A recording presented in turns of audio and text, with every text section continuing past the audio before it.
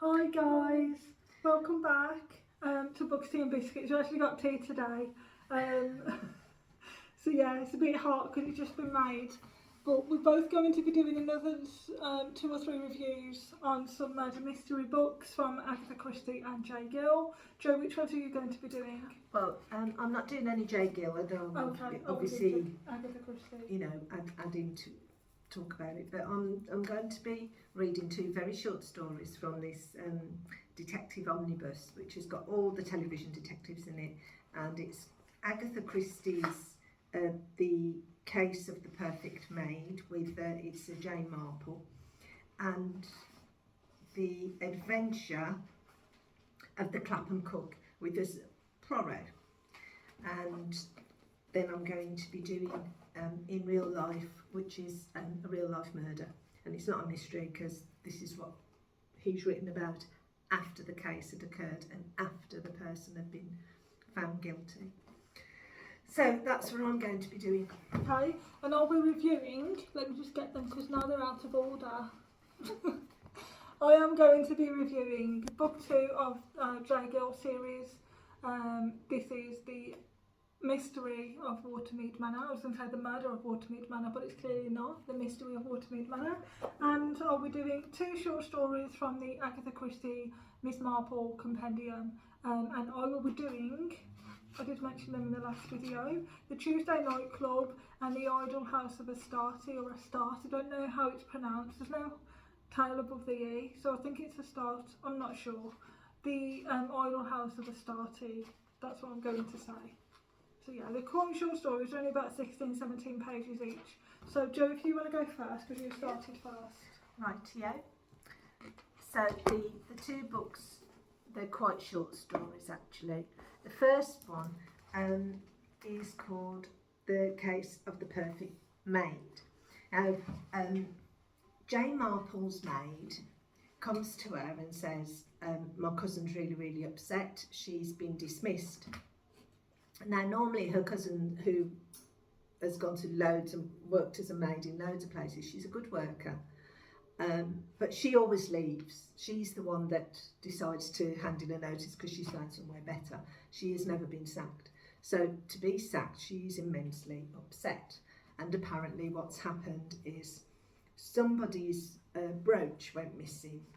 She works for 2 sisters, the Skinner sisters, and one of their brooches went missing, and everybody was looking for it in the house, including the maid, because they live in like a block of flats. Well, not a block of flats, it's small, and there's about 4 people that live in these individual flats, and they were all looking for it and nobody found it until after the one had said, I'm going to report it to the police, and then miraculously the brooch was found at the back of one of the drawers, and she gets the blame, this maid.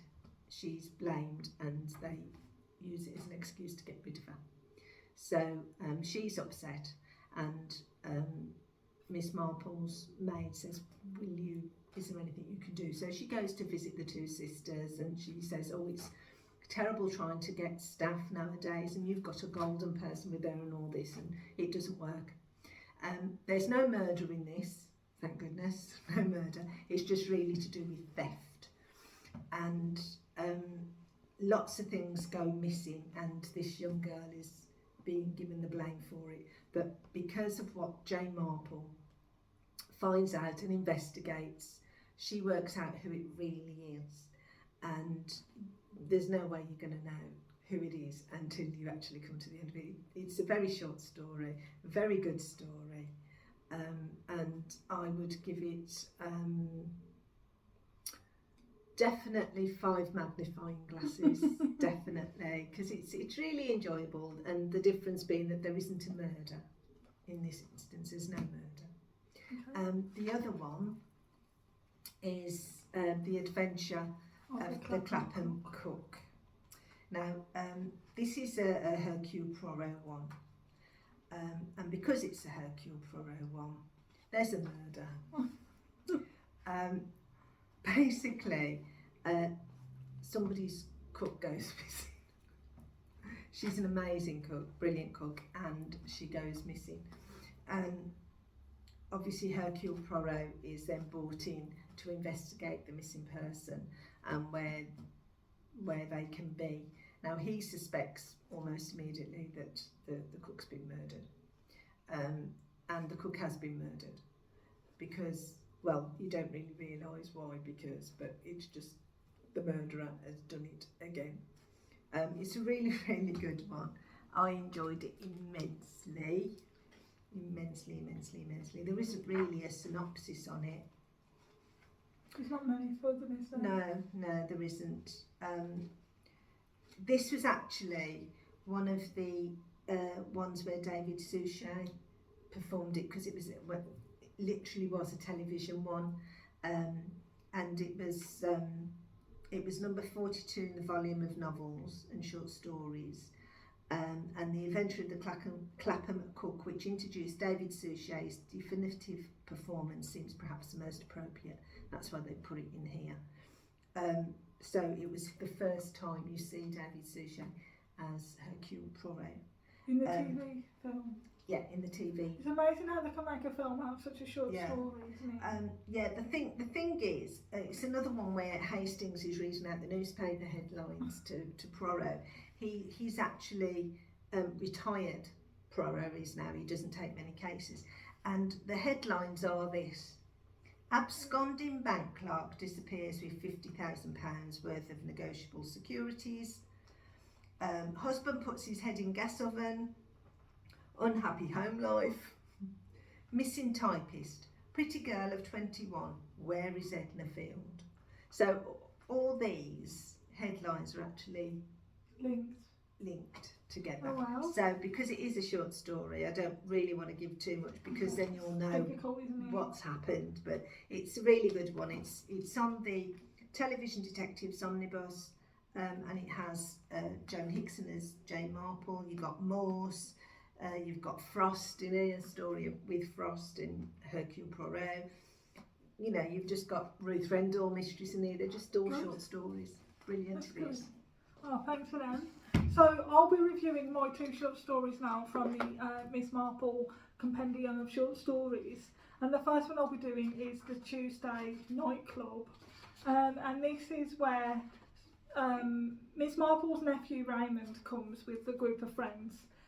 Like the Doctor, Sir, I can't remember the name. Anyway, there's about 6 of them. One of them's called Joyce, and she doesn't know how Miss Marple's mind works, and she doesn't know, what she does, helps investigations and things. So she comes up with a suggestion about the group meeting up every Tuesday and talking through stories or mysteries that they've kind of know about or been involved in, and whether who can kind of ascertain who the murderer is, or who the thief is, or who it's involving. And everybody, when they do the first one, which is on the night that they go there, everybody says, no, it's this person because of this, and this. But Miss Marple's the only one that gets it right. But her nephew already knows, because he's the one that's not been involved in it, but,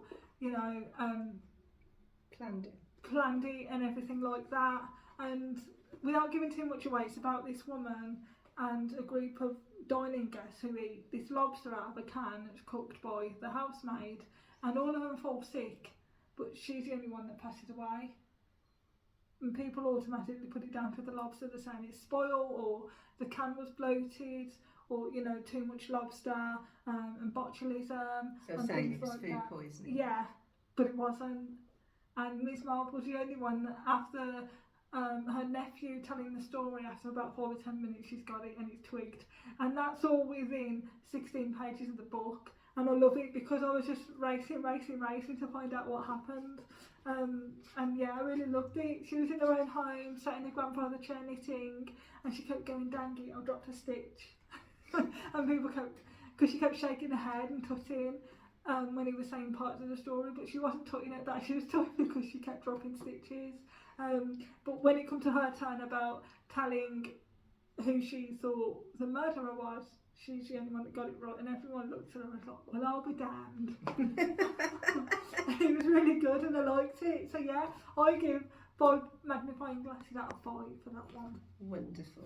And the second one, this one's a bit more weird. It's The Idle House of Astarte. I'm going to say Astarte, I don't know how it's pronounced.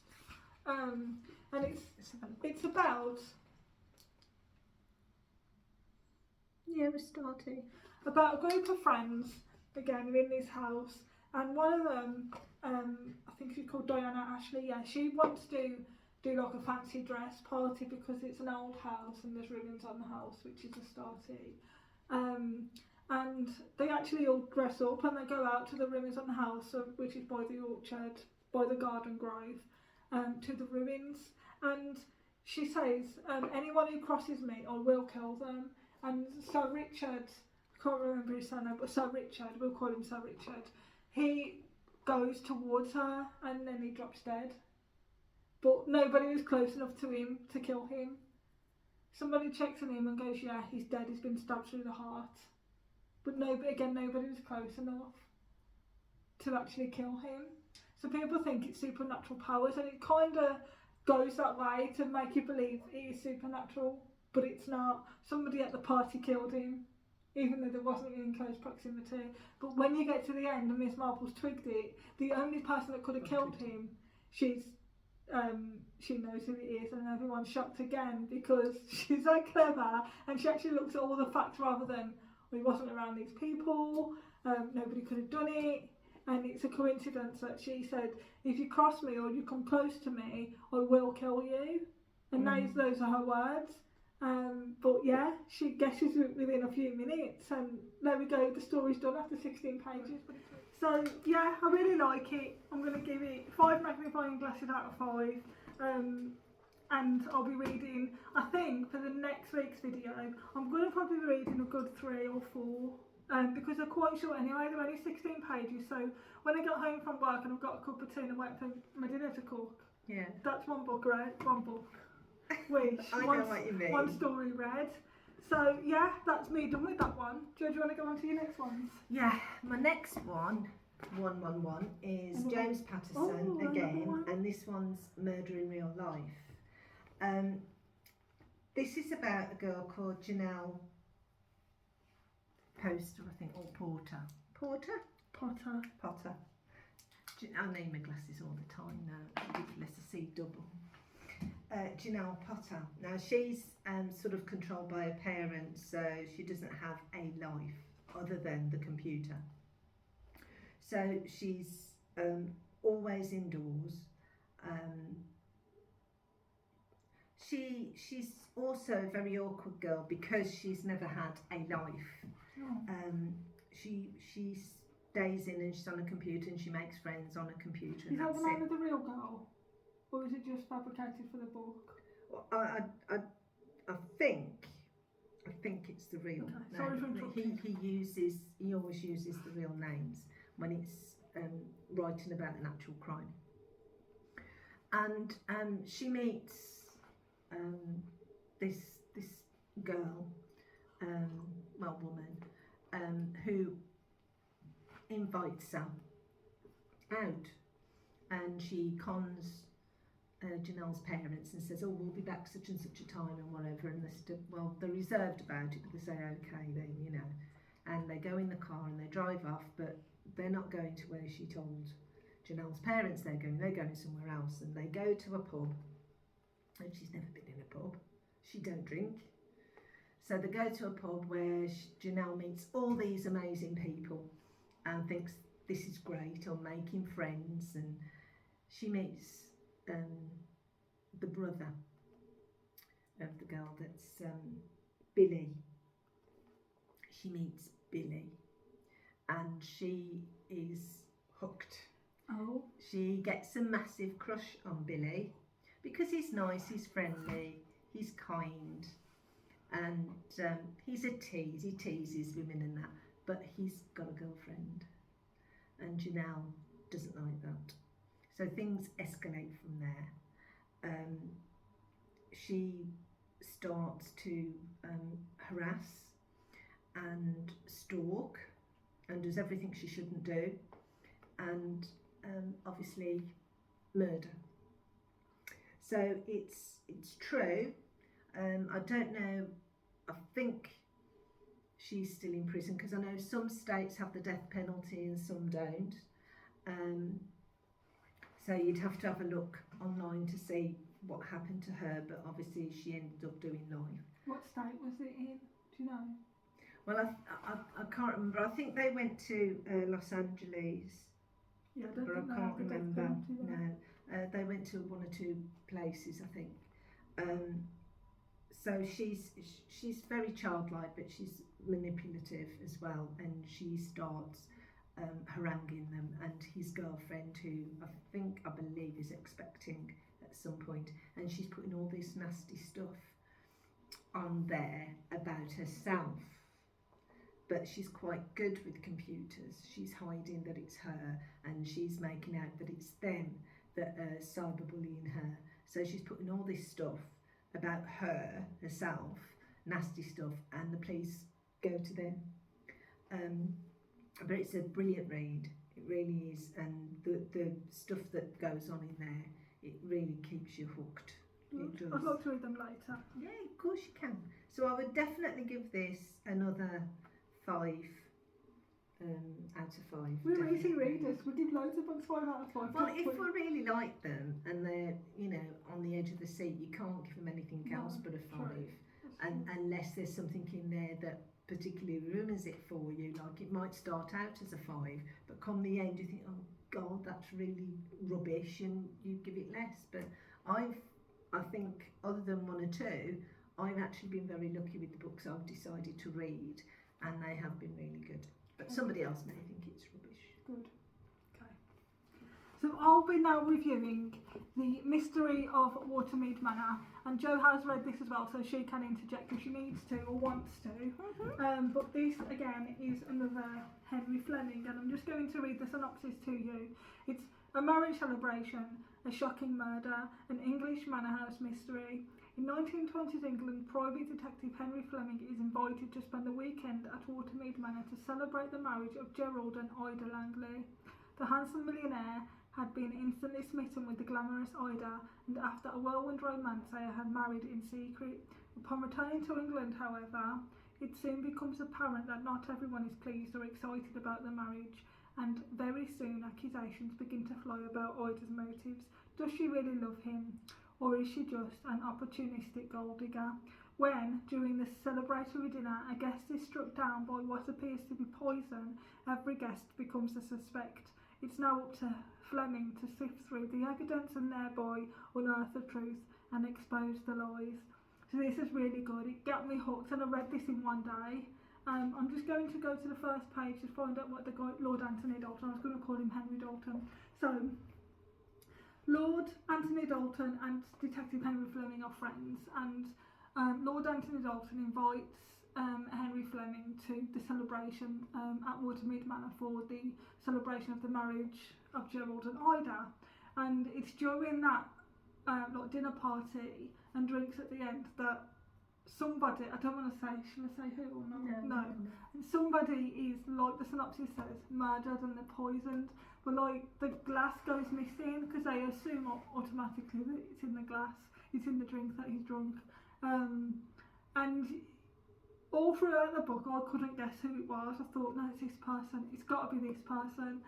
But when you find out who's involved and the eccentricities that go on with the murder and how it was planned, you realise that it's actually really thoroughly thought out, and it's really, really well written.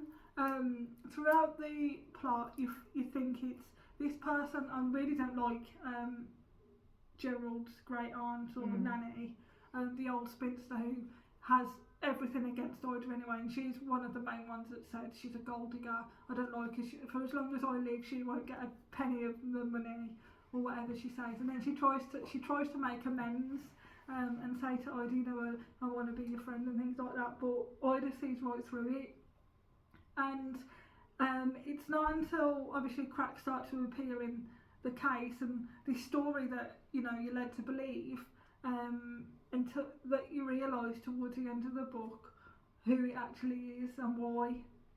I think it was really clever the way, Agatha Christie always throws out red herrings. Yeah. But you couldn't guess in this one, you could know, you know most of the time you go, no, that's an obvious red herring. But he's really because standalone. she introduces her murderer in the first like 5 chapters, isn't it? Yeah. And you kind of have an inkling, but you're not sure. But with this one, I couldn't ascertain who it was, and throughout you think it's this person. Actually, no, I'm wrong on that. It's this one. He's really good at hiding the murderers. Well, literally, you know. And what I like about his is none of his books say who the murderer is from a previous book, whereas in Agatha Christie books, if the subject comes up, you know, they'll say, oh, I remember Hercule Poirot when he solved the case of, you know, Style or whatever, and they mention a murderer.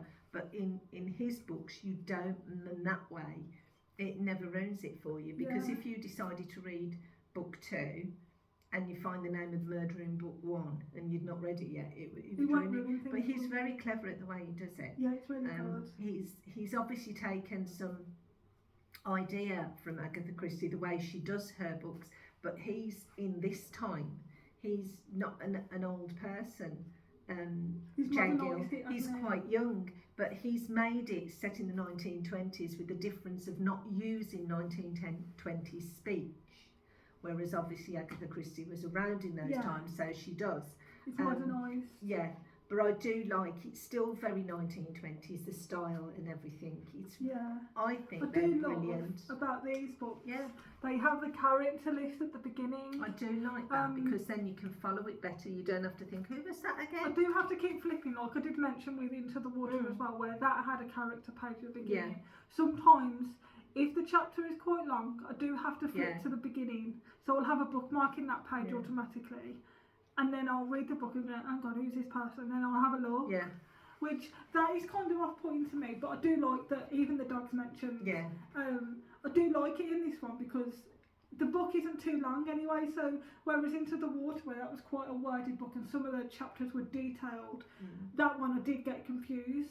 But this one I actually like that even Skip's mentioned his four-legged friend, the yellow Labrador. It's good as well because it is a thin book, it's not very long, but you've got so much in it, in each chapter, even though the chapters aren't that long. There is a lot in it that all needs to be there. There's nothing in there that you think, that shouldn't, you know, you don't need that, it's not going to ruin the story, it's not actually had an effect.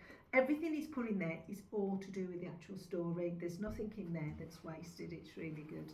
Good. I enjoyed it. Because it's a murder mystery, and obviously it's one of my favourite genres to read, I am going to give this one again another 5 magnifying glasses out of 5 because I really love the series anyway, and this is Jo's book, so she'll be glad to have it back today. But just wanted to show you, he's actually signed it for her, so she'll probably be glad to have this back in the collection. The other one that I mentioned in the last video, The Murder in Fulbridge Village, that one's my copy because Jill had 2 copies and she gave me the one that wasn't signed, so thank you for that. But yeah, I get to keep that one. I don't have any others, so as I've read them, I've given them back to Jo. So there you go. Thank you. Okay. And look how much my book looks. Give me back 1 second. Look how my bookmark matched it. It does actually. Matches really. So yeah, and for the rest, there you go. You can have your book back now. Thank you. So do you want to just show the guys what you're reading in for the next video? Yeah. Or what you've be reading? Yeah. What I've read and what I'm reading and blah blah blah blah. Right. So Agatha Christie month still, and I'm reading Agatha Christie After the Funeral. Now, those of you that are Agatha Christie fans and have seen the film Murder at the Gallop, that was based on this book. Because I was looking for a book, I've always looked for the book Murder at the Gallop and I could never find one. I used to think, oh, is it like The Mousetrap, where The Mousetrap isn't a book at all, it's just a play, and I thought, well, maybe it was just to be a film, but it's not. It was based on this book. So I'm going to be reviewing After the Funeral by Agatha Christie and Patricia Cornwell, The Bone Bed, which is a hefty book, and it's a case scarpetta. Total difference is that apart from size and difference in time zones, she's a forensic pathologist, sorry. and she isn't, obviously, But it's still a whodunit in there because you're not sure who's done it at all till the ending on this. So I'm going to be reviewing that, and I'm going to be reviewing that. And what are we going to be? I'll be reviewing book 3 of the Gill series, and this is The Death on Damson Island. That is a real goodie. See, Joe's read it already, I haven't yet, but when we come to do the video next week, obviously we'll both be giving our I'll do the main review, but Joe will be interjecting. And then I'm going to be reading a Tommy and Tuppence Agatha Christie, which is N or M, and a couple of the Miss Marple. Short ones. Yeah, short, about one or two, because these are both quite thin books anyway, compared to The Bone Bed by Patricia Cornwell. My reviews will be quite short, and next week I won't forget the memory card. The memory card. No, because I'll write a little list out. Don't forget the memory card. So that is what we have reviewed, and that's what's coming up, guys. So thank you for watching. If you have any questions, put them down below. Message us. Oh, and obviously it's passed already, but happy birthday to Agatha Christie. If you are going to the Agatha Christie Festival, let us know, send us photos. Because we can't make it. We can't go, it's quite a long way for me to drive, and because I have an electric car, it would take me longer to get there than we'd have to spend. And we can't really afford stay over. No, we can't afford it, because I've got concerts going on with Cats in Space, which is www.catsinspace.co.uk, which they've had a concert in Bathgate, which is Scotland, which should have gone on today, and there was one in Stockport that should have happened yesterday, I believe, but they were postponed because of the RAAC thing with the safety issue, and they've managed to reschedule them next year, the 1st of March for Stockport and the 2nd of March for Bathgate next year. But any other ones, go on their website. They are well worth it, they really are. And that's where I'm going to be disappearing to at some point, but I will do the book reviews before I go. And because obviously it is Agatha Christie Festival, if you do want to stay overnight, the prices are automatically skyrocketed anyway around Torquay. So we couldn't afford the train fare and to stop overnight and obviously come back. And we didn't want to sleep in the car. No, my car's not big enough for us to sleep in anyway. But I mean, we could have gone if I wanted to leave really early, drive down to Devon, which is a 4-hour drive, and then stop 2 or 3 times to charge my car. That would add an extra 1 or 2 or 3 hours on. That would be a 7-hour drive. Yeah. And back. So in 2 days I'd have driven 14 hours. No. So no, we decided not to go this year, but hopefully next year, if it's still going on, we'll go in a different car or save up to afford the trains. Or get someone to drive us. But yeah, that's what's happening. So thanks for watching, guys. Yeah. And don't forget, keep reading. Bye. Bye from us. Bye. Bye.